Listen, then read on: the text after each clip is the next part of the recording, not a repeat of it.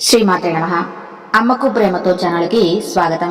అందరికీ కూడా ఆ అమ్మవారి ఆశీస్సులు ఉండాలని మనస్ఫూర్తిగా తల్లిని వేడుకుంటూ, డిసెంబర్ 26 గురువారం, మార్గశిర గురువారం. మార్గశిర మాసంలో చేసే పూజలకు విశేషమైన పుణ్య ఫలితం లభిస్తుంది. మార్గశిర మాసంలో వచ్చే బహుళ ఏకాదశిని సఫల ఏకాదశి అని అంటారు. ఈ ఏకాదశి రోజున విష్ణుమూర్తిని పూజించడం ద్వారా సకల పాపాలు నశించిపోయి సకల సంపదలు చేకూరుతాయి. డిసెంబర్ 26వ తేదీన గురువారం నాడు సఫల ఏకాదశి వచ్చింది. మార్గశిర మాసంలో వచ్చే గురువారాలను లక్ష్మీ వారాలుగా పరిగణిస్తారు. కాబట్టి లక్ష్మీ గురువారం నాడు ఏకాదశి రావడం చాలా విశిష్టమైనది. ఈ ఏకాదశి రోజు ఈ మహత్యాన్ని ఆ పరమశివుడు స్వయంగా పార్వతీదేవికి చెప్పినట్లు పద్మపురాణం చెబుతుంది. కాబట్టి శక్తివంతమైన ఏకాదశి రోజున విష్ణు స్వరూపమైన వెంకటేశ్వర స్వామిని ఎలా పూజించాలి, పాటించవలసిన నియమాలు ఏమిటో ఈ వీడియోలో తెలుసుకుందాం. ముందుగా ఈ వీడియోని లైక్ చేసి మన ఛానల్ని సబ్స్క్రైబ్ చేసుకోండి. డిసెంబర్ 26 గురువారం నాడు సఫల ఏకాదశి రోజున ఎవరైతే వెంకటేశ్వర స్వామిని భక్తి శ్రద్ధతో పూజిస్తారో అలాంటి వారికి 5 తరాల ఐశ్వర్యం నిలకడగా ఉంటుంది.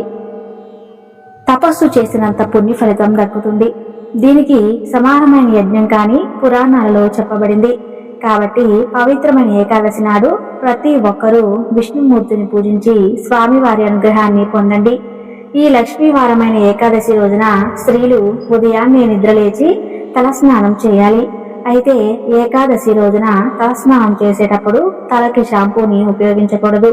ఇల్లంతా శుభ్రం చేసుకుని ఇంట్లో పసుపు నీళ్లు చల్లి ఇంటి గుమ్మానికి పసుపు రాసి కుంకుమ బొట్లు పెట్టి ఇంటి ముందు అష్టదళ ముగ్గును వేయండి.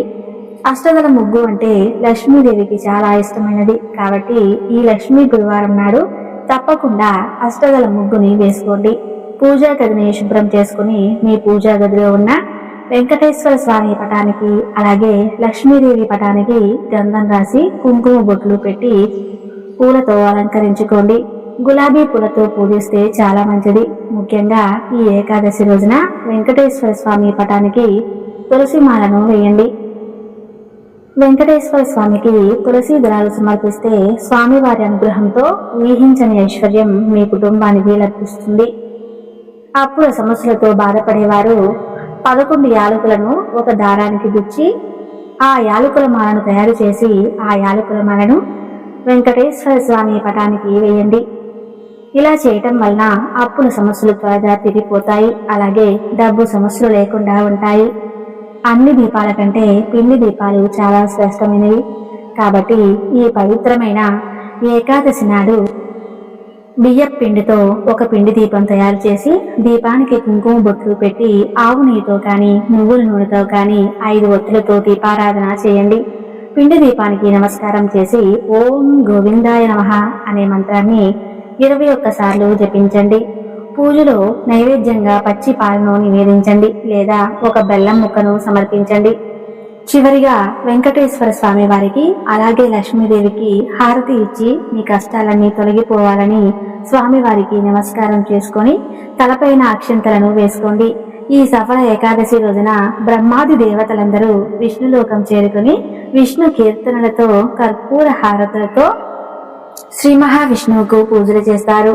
అలానే శ్రీ మహావిష్ణువును మేల్కొల్పుతారు. కాబట్టి ఈ ఏకాదశి రోజున విష్ణు స్వరూపమైన వెంకటేశ్వర స్వామికి హారతి ఇస్తే అకాల మృత్యు దోషాలన్నీ తొలగిపోతాయి. అలాగే ఈ ఏకాదశి రోజున ఓం నమో భగవతే వాసుదేవాయ నమః అనే మంత్రాన్ని 108 సార్లు జపించండి. మీ జీవితంలో ఉన్న కష్టాలన్నీ తొలగిపోతాయి. ఏకాదశి నాడు సాయంత్రం సమయంలో ఇంటి గుమ్మం ముందు తప్పకుండా దీపాలు వెలిగించండి. ఏకాదశి రోజున వెలిగించే దీపాల వల్ల మీ ఇంటికి లక్ష్మీ కటాక్షం కలుగుతుంది. ఈ ఏకాదశి నాడు ఇంట్లో పూజ పూర్తయిన తర్వాత ఒక నిమ్మకాయను తీసుకొని ఆ నిమ్మకాయకు కుంకుమ బొట్లు పెట్టి మీ పూజా గదిలో ఉన్న వెంకటేశ్వర స్వామి పటం ముందు పెట్టి నిమ్మకాయ పైన పసుపు కుంకుమలు వేసి నమస్కారం చేసుకోండి. తర్వాత ఈ నిమ్మకాయలను తీసి ఒక వస్త్రంలో మూట కట్టి మీ ఇంటి గుమ్మం ముందు కట్టండి. ఏకాదశి రోజున ఇలా ఎవరైతే చేస్తారో అలాంటి ఇళ్లల్లో లక్ష్మీదేవి తాండవిస్తుంది. మీ ఇంట్లో ఉన్న కష్టాలన్నీ తొలగిపోతాయి. ఈ సఫల ఏకాదశి రోజున శ్రీహరిని అలానే లక్ష్మీదేవిని పూజించడం వలన భక్తులకు మంచి ఆరోగ్యం అలాగే ధనం కలుగుతాయి. సకల పాపాలు తొలగిపోతాయి. ఈ రోజున చేసే ఉపవాసం అంటే వైకుంఠ ప్రాప్తి లభిస్తుంది, అలాగే సకల ఐశ్వర్యాలు కలుగుతాయని శ్రీకృష్ణుడు పాండవులతో చెప్పినట్లుగా కథలున్నాయి. ఉపవాసం ఉండలేని వారు ఉల్లిపాయ అలాగే వెల్లుల్లిని తినకూడదు. ఏకాదశి రోజున సాయంత్రం సమయంలో ఉప్పు తినకూడదు. ఏకాదశి రోజున ఉప్పు తింటే అనారోగ్య సమస్యలు ఏర్పడతాయి. ముఖ్యంగా ఈ ఏకాదశి నాడు తులసి మొక్కను పూజించిన వారికి కోటి జన్మల పుణ్య ఫలితం లభిస్తుంది. తులసి ముందు దీపం వెలిగించి తులసికి నమస్కారం చేసుకుంటే మీ మనసులో ఏది కోరుకున్నా సరే అది ఖచ్చితంగా నెరవేరుతుంది. మీ ఇల్లంతా ఐశ్వర్యంతో నిండిపోతుంది. ఈ శక్తివంతమైన ఏకాదశి రోజున శ్రీ మహావిష్ణువు రావి చెట్టులో కొలువై ఉంటాడట.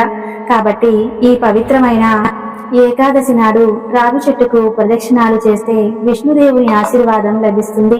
అలాగే ఈ ఏకాదశి నాడు ఏదైనా విష్ణుమూర్తి ఆలయానికి వెళ్లి ఆలయంలో ప్రదక్షిణాలు చేస్తే చాలా మంచిది.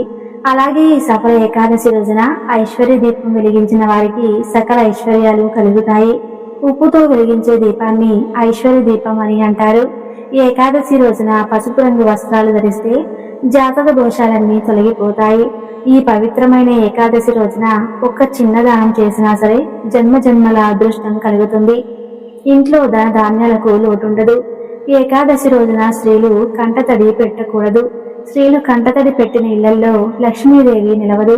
ఈ ఏకాదశి నాడు నీటిలో 2 లవంగాలను వేసుకుని స్నానం చేస్తే మీపై ఉన్న నరదృష్టి మొత్తం తొలగిపోతుంది. తద్వారా మీరు ఎల్లప్పుడూ సుఖ సంతోషాలతో జీవిస్తారు. ముఖ్యంగా ఈ ఏకాదశి నాడు సాయంత్రం సమయంలో అన్నం తినకూడదు. ఈ విధంగా ఏకాదశి వ్రతాన్ని ఆచరిస్తే మీ జీవితంలో ఉన్న కష్టాలన్నీ తీరిపోతాయి. కోరిన కోరికలు నెరవేరుతాయి.